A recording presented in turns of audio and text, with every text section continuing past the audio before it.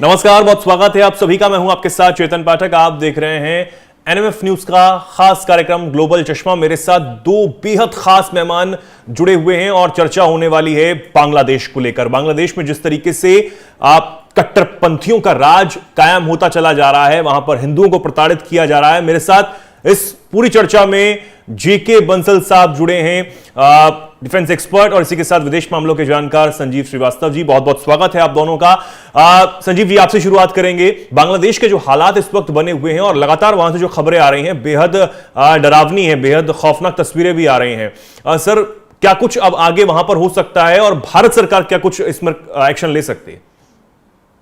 देखिए चेतन जी, बांग्लादेश में वर्तमान समय में हालात काफी चिंताजनक है और वहां पर जो लोकतंत्र का जो भविष्य है वो अंधेरे की तरफ जाता हुआ दिखाई दे रहा है।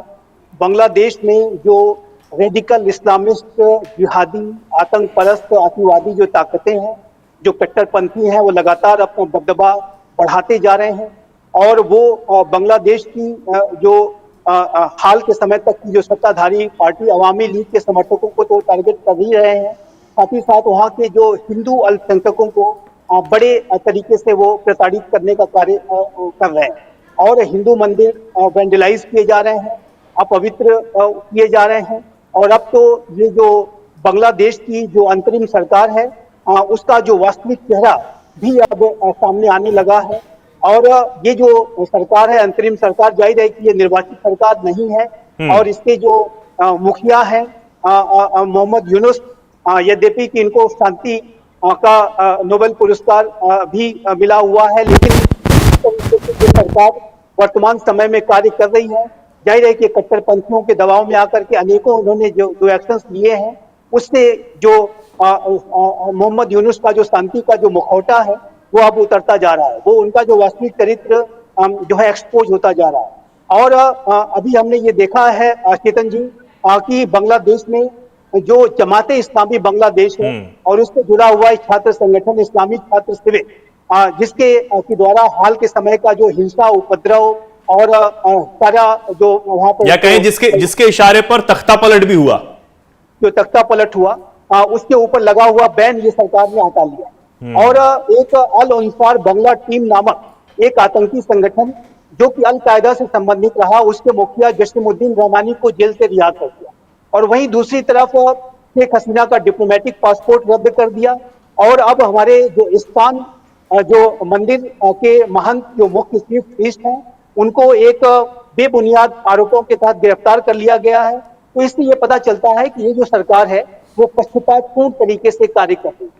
और मोहम्मद यूनुस ने बातें तो बड़ी बड़ी की कि वो अल्पसंख्यकों की सुरक्षा करेंगे, लोकतंत्र को बचाएंगे, इत्यादि इत्यादि, लेकिन उनकी कथनी और करनी में बहुत बड़ा अंतर दिखाई देता है। और अब उनकी पार्टी की तरफ से इस तरीके की बातें कही जा रही हैं कि अवामी लीग को फासिस्ट कहा जा रहा है, शेख हसीना के प्रत्यर्पण वगैरह की वो मांग कर रहे हैं, जबकि अपने देश को तो वो संभाल नहीं पा रहे हैं और कानून का जो शासन लगातार बिगड़ता जा रहा है, वहां पे अराजक तत्वों, कट्टरपंथियों का दबदबा लगातार बढ़ता जा रहा है। तो ऐसे में ये जो सरकार, जो अंतरिम सरकार है, इसका वास्तविक चेहरा सामने आने लगा है। असली चेहरा जो है वो बेनकाब होता हुआ नजर आ रहा है मोहम्मद यूनुस सरकार का। जेके बंसल साहब, मैं आपके पास आऊंगा और अब भारत सरकार से खासकर मांग ये की जा रही है कि आप बांग्लादेश में जो कुछ हालात बने हुए हैं उसमें कड़ा रुख अपनाएं। हालांकि विदेश मंत्रालय ने प्रतिक्रिया अपनी इस पर दी है, जो इस्कॉन के जो महंत हैं जब उनको गिरफ्तार किया गया तो उस पर भी कड़ी निंदा हमारे विदेश मंत्रालय ने दी, लेकिन वहां से भी जवाब आ गया। और हालांकि बात यह हो रही थी कि इस्कॉन को वहां पर बैन किया जाएगा, लेकिन अभी खबर आ रही है कि हाईकोर्ट ने बैन लगाने से इनकार वहां पर कर दिया है और कट्टरपंथी बताया जा रहा है। अब यह भी मांग होने लगी है कि जो 71 में हुआ वो बांग्लादेश भूल गया है, एक बार याद दिला दीजिए। देखिए, उनको याद नहीं आएगा, वो इसलिए नहीं आएगा कि जो उनके राष्ट्रपिता हैं और जो बांग्लादेश को जिन्होंने स्थापित किया, उनकी मूर्तियों को गिरा दिया गया, तो वो जब अपनों के लिए ही नहीं है तो हमारी तो क्या याद रखेंगे। वो उनको पता ये होना चाहिए कि उनके पास में, उनके ऊपर में कितने जो हैं अत्याचार हो रहे थे, जो पाकिस्तानी फौज ने किए हैं और भारत ने उनको बचाया है। लेकिन जिन्होंने इनके ऊपर अत्याचार किए उन्हीं के साथ ये गठजोड़ कर रहे हैं दोबारा, इस्लामिस्ट ग्रुप, कट्टरवादी और पाकिस्तानी लोग वहाँ पे आ रहे हैं। तो ये भूल गए हैं और इनको जो कट्टरवादिता, जैसा कि संजीव जी ने भी कहा कि कट्टरवादिता ने वहाँ पे बड़ा जो है वो एक वो ले लिया। एक बात और ये है कि जो वहाँ के अटॉर्नी जनरल हैं, उन्होंने कहा है कि जो ये एक स्टेट, जो ये कंट्री एक सेक्युलर कंट्री था, धर्मनिरपेक्ष बांग्लादेश, उसको इस्लामिस्ट कंट्री जो है वो घोषित करने की सोच है। हिंदुओं के ऊपर में अत्याचार हो ही रहे हैं, उनके मंदिर तोड़े जा रहे हैं, जो उनकी महिलाएं हैं उनके साथ में ज़बरदस्ती शादी की जा रही है, उनको कन्वर्ट किया जा रहा है, उनकी दुकानें लूटी जा रही हैं, ज्वेलर्स की दुकानें लूटी जा रही हैं। तो इस प्रकार के सारे अत्याचार वहाँ पे चल रहे हैं। और तो इन्होंने जो है अपनी एक किसी जो वहाँ पे जो उनका एक कोई प्रोसिक्यूटर था, उसको हिंदू समझ करके उसको लिंचिंग करके मार दिया, और उसको अब फायदा उठा रहे हैं, ये भड़का रहे हैं वहाँ के बाकी लोगों को और मुस्लिम्स को कि जो है जो इस संगठन ने जो उन्होंने जो भीड़ ने मारा है, और जो यहाँ पे चल रहा है चित्तगोंग में और जो बड़े बड़े शहरों में चल रहा है वो तो चल ही रहा है। इसके अलावा जो उनके बाकी लोग दूसरे गांव में शहरों में एक जो भड़कावट पैदा कर रहे हैं कि हाँ हिंदुओं के ऊपर और अटैक किया जाए, उनको और दिक्कत में डाली जाए। अब सवाल उठता है कि जैसा कहा आपने, भारत सरकार ने अपना विरोध बताया, स्टेटमेंट दिया, और उल्टा उन्होंने कहा दिया हमारा इंटरनल मैटर है, इसमें आप कोई दखलंदाजी ना करें। लेकिन ऐसा काम नहीं चलेगा। हालांकि अभी जो जयशंकर साहब हैं इसी आफ्टरनून में प्रधानमंत्री जी को मिले हैं, और उम्मीद ये भी है कि वो भी कोई स्टेटमेंट देंगे जो है इसके अंदर में क्या कहते हैं पार्लियामेंट में। और सबसे बड़ी बात यह है कि जैसे कि गिरिराज जो हमारे मिनिस्टर हैं, उन्होंने कहा कि ये मैटर यूएन में लिया जाए।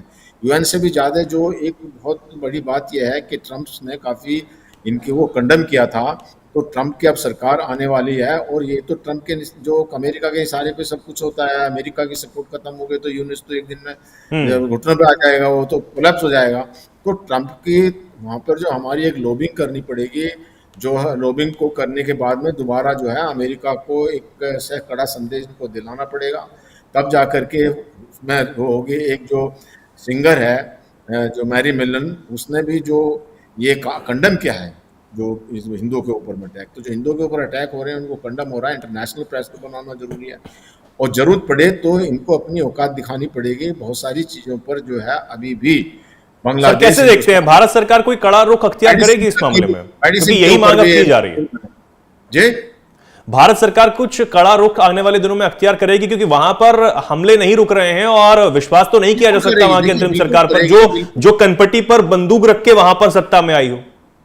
देखिए, बिल्कुल करेगी भारत की सरकार, एक कानून के तरीके से चलेगी। कानून के तरीके से ये है कि 2 बार स्टेटमेंट दिए जा चुके हैं, उनको वार्न किया जा चुका है। अभी जो प्राइम मिनिस्टर के साथ में जो हमारे एक्सटर्नल अफेयर मिनिस्टर मिले हैं, उनसे बातचीत करके कोई आगे का रुख बनाया जाएगा। और जैसे मैंने आपसे कहा कि बहुत सारी चीज़ों पर जो है हिंदुस्तान की ओर, तो उनकी बिजली जो हिंदुस्तान से जाती है और वहाँ पे जो वो पेमेंट नहीं कर पा रहे हैं, मेडिसिन उनके पास जा रही हैं, प्याज के वो हमारे ऊपर निर्भर हैं, और उनकी जो इंडस्ट्री है जो ये अपनी कॉटन वगैरह की है, जो वस्त्रों की इंडस्ट्री है, वो भी भारत के ऊपर डिपेंडेंट। तो इस तरह से कुछ ना कुछ उनके ऊपर असर पड़ना चाहिए अपनी एग्जिस्टेंस के लिए। और एक ये भी किया जा सकता है कि कोई जो है उसको, वो उनकी इकोनॉमी भी खराब है, कोई ऐसा एक वो भी दिया जा सकता है उनको एक इंसेंटिव के भाई हाँ आपको हम सपोर्ट करेंगे। तो इन बातों को देखते कोई ना कोई रास्ता जरूर निकलेगा। जी संजीव जी, जिस तरीके से ट्रंप को लेकर बात हो रही थी, और सबसे बड़ी बात जब ट्रंप चुनाव जीते तो शेख हसीना ने भी उन्हें फोन पर बधाई दी थी, और उससे बड़ी बात यह कि उन्होंने उस बधाई को स्वीकार भी किया। यानी कि वो शेख हसीना को समझते हैं, मानते हैं, और वो ये भी मानते हैं कि वहां पर शेख हसीना ही अभी भी प्रधानमंत्री हैं, क्योंकि वो डेमोक्रेसी के तहत आई थी, रिजाइन उन्होंने दिया नहीं, और तख्ता पलट जबरन जो है वो जोरदस्ती के तौर पर वहां पर किया गया। ट्रंप के जनवरी में आने के बाद, आधिकारिक रूप से शपथ लेने के बाद, कितने हालात हमें देखने को बदलाव मिलेगा बांग्लादेश में? देखिए, निसंदेह हालात में बदलाव आने की बड़ी संभावना है, क्योंकि राष्ट्रपति डोनाल्ड ट्रंप ने अपने कैंपेन ट्रेल के दौरान ये कहा था, स्पष्ट रूप से कहा था कि यदि मैं अमेरिका का राष्ट्रपति तत्कालीन समय में रहा होता तो बांग्लादेश में इस तरीके के घटनाक्रम न होते। और मेरा ऐसा मानना है कि जो बाइडेन प्रशासन के कार्यकाल के दौरान जो अमेरिका की जो डीप स्टेट एलिमेंट्स हैं, जिसकी की चर्चा शेख हसीना ने एक व्हाइट मैन के तौर पर की थी, तो ये जो व्हाइट मैन है ये जाहिर है कि अब उस तरीके का उसका अप्रोच नहीं रह जाएगा जैसा कि बाइडेन प्रशासन के दौरान रहा करता था। और इस व्हाइट मैन के ऊपर भी लगाम लगेगी, जो वहाँ के डीप स्टेट एलिमेंट्स हैं उनके ऊपर लगाम लगेगी, और एक पूरे अमेरिका के अप्रोच में परिवर्तन आएगा। और ये भी हम जरूरी है जानते क्योंकि जो मोहम्मद यूनिस हैं वो जो बाइडेन के थ्रू ही पैराशूट होके आए ना अमेरिका से, तो ट्रंप तो इस जी, बात को बिल्कुल जानते हैं बखूबी कि क्या करना है क्या नहीं करना है। बिल्कुल, मैं यही कह रहा था कि जो यूनुस की जो सरकार है उसके लिए राष्ट्रपति ट्रंप का जो चुना जाना अच्छी खबर नहीं है। और राष्ट्रपति ट्रंप उनके ऊपर निसंदेह बड़ा दबाव बनाने जा रहे हैं। और मेरा ऐसा मानना है चेतन जी, मैं स्पष्ट रूप से कहना चाहता हूं कि भारत की सरकार को भी बांग्लादेश के संदर्भ में हमें क्या क्या किस तरीके का एक्शन लेना है। यदि ये सरकार हिंदू कम्युनिटी को प्रोटेक्ट करने में नाकाम रहती है और इस तरह की घटनाएं लगातार जारी रहती हैं, तो जाहिर है कि ये भारत को, इस नए भारत को जो कि प्राइम मिनिस्टर मोदी के नेतृत्व का है, उसे ये स्वीकार नहीं होंगी। और भारत को अपने सभी विकल्पों को ओपन रखना चाहिए। बहुत सारे ऑप्शंस हैं जिसकी कुछ की चर्चा बंसल सर ने अभी जस्ट की। और जाहिर है कि अनेक तरीके की जो डिपेंडेंसीज हैं वो बांग्लादेश की भारत के ऊपर हैं और हम यथोचित कार्रवाइयां भी कर सकते हैं। लेकिन साथ ही साथ मैं ये भी मेंटेन करूंगा कि भारत को बांग्लादेश के साथ अपने एंगेजमेंट को बना करके रखना होगा, चाहे वहां पे कोई भी स्थिति क्यों ना हो। जिस तरीके से मालदीव में स्थितियां बिगड़ी और उसके बाद भी हमने अपने एंगेजमेंट्स को बना के रखा और एक पेशेंस के साथ, और जहां कहीं भी शक्ति दिखानी हुई शक्ति दिखाना, और जहां कहीं भी एक सहृदयता दिखानी हुई, एक एंगेजमेंट दिखाना हुआ, वो भी दिखाया। तो भारत, मेरा ऐसा मानना है कि भारत की सरकार बड़े ही बुद्धिमत्तापूर्ण तरीके से इसको डील करेगी। आज जो जो हमारे प्रधानमंत्री श्री नरेंद्र मोदी की external affairs minister C S Jaishankar से जो बातचीत हुई, जाहिर है कि उसमें इन सारी विषयों पर डिस्कशन किया गया है। और भारत सरकार अपने विवेकपूर्ण, बुद्धिमत्तापूर्ण, जिम्मेदारी भरे विदेश नीति के लिए जानी जाती है। और हमारी जो नेबरहुड फर्स्ट की जो पॉलिसी है उसके तहत हमने मालदीव में बड़ी सफलता भी पाई। सारी विकट परिस्थितियों के बावजूद भी आज मालदीव से हमारे संबंध बेहतर हो गए। तो ऐसा मेरा मानना है कि बांग्लादेश के जो हालात हैं उस पर भारत की सरकार को अपने सारे विकल्पों को ओपन रखना चाहिए, सारे ऑप्शंस ओपन बिल्कुल। रखने चाहिए। लेकिन साथ ही साथ मैं एक बात और भी कहना चाहता हूं कि ये भारत की, अमेरिका की और विश्व के सभी जो जिम्मेदार लोकतांत्रिक राष्ट्र हैं उनकी ये जिम्मेदारी बनती है कि वो इस बांग्लादेश की अंतरिम सरकार के ऊपर दबाव बनाएं कि वहां पर वो कानून के शासन को स्थापित करने के लिए कार्य करें, अल्पसंख्यकों की सुरक्षा करें और जल्द से जल्द वहां पर इलेक्शंस कराए जाए। इसके ऊपर भी उसको उनके ऊपर दबाव बनाना चाहिए। और जाहिर है कि जो सरकार है, अंतरिम सरकार है, निर्वाचित सरकार नहीं है, कट्टरपंथियों के दबाव में आके काम कर रही है, ये बात भी स्पष्ट रूप से दिखती है।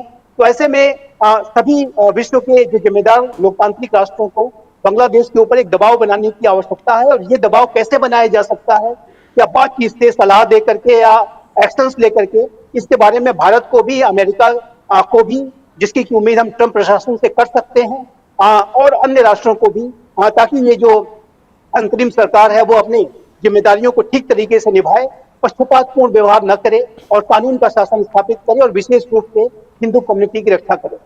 बिल्कुल। बंसल जी, जिस तरीके से शेख हसीना का जो ये है कि शेख हसीना को वापस बांग्लादेश डिपोर्ट किया जाए, उनको भेजा जाए, तमाम तरह के जो आरोप हैं उन पर लगाए गए, वहां पर एफआईआर दर्ज की गई हैं।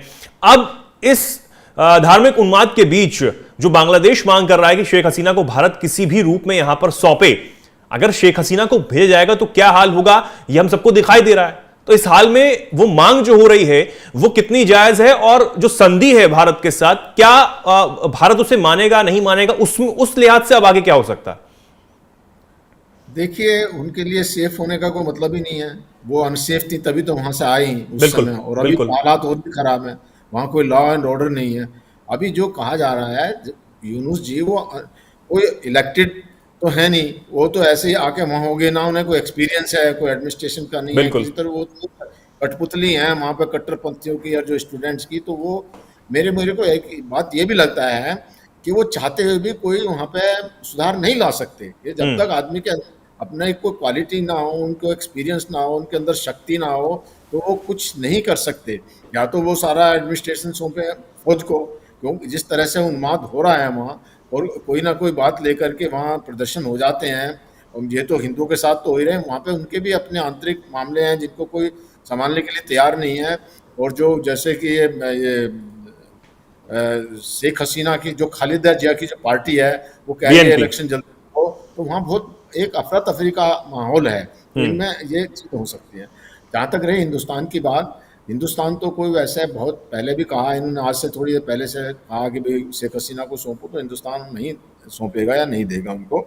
और हिंदुस्तान से ज़्यादा, भारत से ज़्यादा उनके लिए सुरक्षित जगह नहीं है। अब जो प्रॉब्लम ये है कि हमको एक के साथ में एक एंगेज करके तो रखना ही पड़ेगा, और जो भारत की सरकार है बड़े कूटनीतिक तरीके से और एक मैच्योरिटी से काम करेगी। ऐसा नहीं है कोई एक एक्शन ऐसी जल्दी में ले लिया जाए। और खास करके हमारा बांग्लादेश के साथ में 4000 किलोमीटर का बॉर्डर है, और जहाँ बॉर्डर पे कोई प्रॉब्लम होती है तो आप समझ सकते हैं कि बहुत ही जो है कई इंसर्जेंसी स्टेट जो उनके साथ में लगते हैं। तो इनको देखते हुए ये भी बहुत ज़रूरी है कि संबंध एक तरह से डिप्लोमेटिक ही चलेंगे, और डिप्लोमेटिक होने पे भारत ने अपना जो विरोध जताया है, और international pressure will work more, मतलब जो है भारत से भी ज़्यादा इंटरनेशनल प्रेशर करेगा। लेकिन और मैं यहाँ सर सबसे बड़ी बात यह है कि एक और पड़ोसी देश है पाकिस्तान, वो तो सुधर नहीं रहा, उसकी दुम अभी तक सीधी नहीं हो रही, तमाम हथकंडे अपना लिए गए, स्ट्राइक जो है वो कर दी गई, लेकिन वहां पर आतंकियों का जो ग्रुप है या फिर सेना जो है वो सत्ता पर बहुत ज्यादा हावी है। अब यही हालात बांग्लादेश में बन रहे हैं, और बांग्लादेश में जो इस वक्त हालात हैं वही पाकिस्तान में बनते हुए नजर आ रहे हैं। बिल्कुल ठीक कहा आपने। देखिए बांग्लादेश का जो है सुधरने का तो ये, हमने तो उनको काफ़ी कंटेन कर दिया। अभी जो है जो टेररिस्ट की भी घटनाएं कम हुई हैं, जो आते हैं उनको मार गिराया जाता है, लेकिन पाकिस्तान को खुद ही वो उनका जो टेररिस्ट रूपी सांप है उनको डस रहे हैं। उनको जो उनके यहाँ बुरा हालत किया हुआ है, खैबर पख्तूनख्वा में ले लीजिए, बलोचिस्तान में ले लीजिए, तो उनके साथ में बहुत ही है। यहाँ मैं एक बात जरूर कहना चाहूँगा, देखिए ट्रंप साहब जब इलेक्शन में थे उस समय उन्होंने स्टेटमेंट दिया था कि हाँ जो गलत हुआ है, इन दो के ऊपर अटैक गलत हो रहा है। अभी उनके पास में बहुत सारी और प्रॉब्लम है और काम है, उनको अपनी कैबिनेट बनाई है, तो ये चीज़ें बड़ी बैकग्राउंड में चली जाती हैं। तो ज़रूरत है कि इसको वहाँ पे एक लॉबिंग करके उसको एक जो है लाइमलाइट में लाया जाए, जैसे भी हमारे वहाँ पे जो जितने भी डिप्लोमेटिक तरीके से उनकी नॉलेज में ला करके ये उसको थोड़ा सा परसिस्ट करना पड़ेगा। ऐसा नहीं कि भाई उन्होंने देखा कि हाँ हो रहा है, वो फिर दोबारा कोई ऐसा ऑर्डर कर देंगे या यूनुस को कहेंगे। उनको ऊपर में भी एक जो वहाँ पे लॉबिंग करनी पड़ेगी, लॉबिंग करने की बड़ी आवश्यकता है, और लॉबिंग करने के बाद में ये चीज़ हो जाती है। अच्छा दूसरी बात यह है, अगर इंटरनेशनल पटल पर भी भारत जो है वो बांग्लादेश के जो को लास्ट एक्सपोज कर सकता है, लेकिन उससे जो हमारे एक संबंध जो थोड़े से हम ये दुनिया में ये भी संदेश नहीं जाना चाहिए कि हमारे और उनके संबंध जो है वो फ्रेंडली कंट्री नहीं है। तो अब ये कुछ अपने ही प्रेशर में, लेकिन ये अच्छी बात है कि भाई उनको जो आतंकवादी संगठन जो घोषित कराने की कोशिश कर रहे थे वो नहीं हुई, क्योंकि पता तो ये लगा है कि पुलिस भी वहाँ की उनके साथ में मिल जाती है लूटने पाटने के लिए, जो है आर्मी भी हुई है, और तो ये भी जा रहा था जुडिशियरी भी हुई है। लेकिन जुडिशियरी ने एक अच्छा जजमेंट लेने के बाद में ऐसा लगता है कि हो सकता है थोड़ा सा जुडिशियरी कुछ ठीक सोचे और गुड सेंस प्रिवेल, उनको बुद्धि आए, तो भारत के साथ में अच्छे संबंध बना के चलेंगे तभी जो है बांग्लादेश, क्योंकि भारत के बिना तो गुजारा है ही नहीं। मेरा आखिरी सवाल संजीव जी से रहेगा। संजीव जी, जिस तरीके से ये कहा जा रहा है कि अंतर्राष्ट्रीय मंचों पर भारत अगर इस मुद्दे को लेकर जाता है और अगर बात रखता है अंतर्राष्ट्रीय पटल पर, तो क्या कुछ असर देखने को मिलेगा, या फिर भारत रखेगा नहीं रखेगा? आपको क्या लगता है? देखिए मेरा ऐसा मानना है कि अंतर्राष्ट्रीय समुदाय को बांग्लादेश के ऊपर एक दबाव अवश्य बनाना होगा, ताकि वहां पर जो लोकतंत्र की जो स्थितियां बिगड़ती जा रही हैं, उसका जो भविष्य अनिश्चित होता जा रहा है, उसके ऊपर लगाम लगे, वहां पर अल्पसंख्यकों की सुरक्षा हो। और उसके लिए मेरा ऐसा मानना है कि भारत को यदि ओपन तरीके से नहीं, लेकिन विश्व के अन्य लोकतांत्रिक राष्ट्रों से, विशेष रूप से यूनाइटेड स्टेट्स ऑफ अमेरिका के आने वाले ट्रंप प्रशासन से अवश्य बात करनी चाहिए।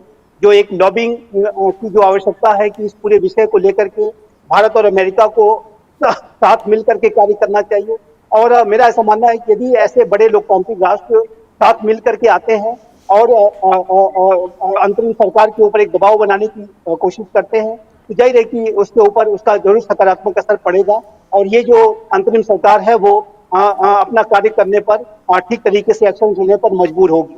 एक अंतिम बात मैं कहना चाहता हूं कि जहां तक शेख हसीना के प्रत्यर्पण के का प्रश्न है, तो मेरा ऐसा मानना है कि भारत सरकार शेख हसीना को ऐसी स्थिति में कि जब उनके विरुद्ध एक बहुत बड़ी साजिश चल रही है, उनका भी हश्र वैसा ही हो सकता है जैसे उनके पिता का हुआ था, और यदि वो इस समय जो हालात में अगर बांग्लादेश जाती हैं, तो बांग्लादेश में और भी स्थितियां बिगड़ सकती हैं। और जो प्रत्यर्पण संधि की आपने बात कही है, तो उसकी जो धारा 8 में ये भी प्रावधान है कि यदि प्रत्यर्पण की मांग इस मंशा के साथ की जाती है कि उसमें गुड फेथ नहीं दिखाई देता है, तो कोई राष्ट्र प्रत्यर्पण से इनकार भी कर सकता है। तो भारत ऐसी धाराओं का इस्तेमाल करते हुए प्रत्यर्पण की मांग को रिजेक्ट कर सकता है, और मेरा मानना है कि रिजेक्ट करना चाहिए, क्योंकि वर्तमान समय में शेख हसीना जो कि भारत के मित्र हैं, उनको भारत किसी भी स्थिति में बांग्लादेश जाने नहीं देना चाहिए। और मेरा ऐसा मानना है कि भारत सरकार उन्हें यहीं पर रखेगी, और जब स्थितियां सामान्य होंगी तो जरूर वो अपनी मातृभूमि में वापस लौटेंगे। लेकिन वर्तमान समय में हालात ऐसे नहीं है, वर्तमान समय में हालात बिल्कुल ऐसे नहीं हैं। और लेकिन आईना जो है वो बांग्लादेशी सरकार को अब दिखाने का वक्त आ गया है।